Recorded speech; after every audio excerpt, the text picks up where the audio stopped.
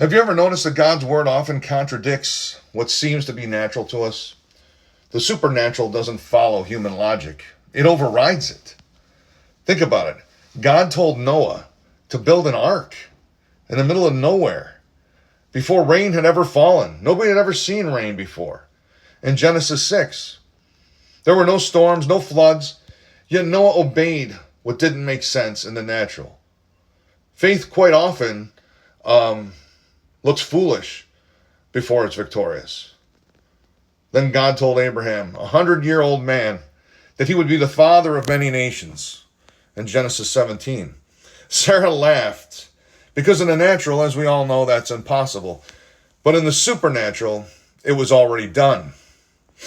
Moses lifted up his rod and watched the Red Sea part in Exodus 14. That defies every law of physics. Yet God did not bound by man's laws.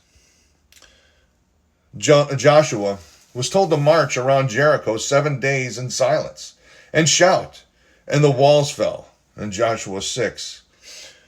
No weapons, no battering rams, nothing of that sort, no cannonballs, just obedience and faith. And then Jesus, he walked on water in Matthew 14.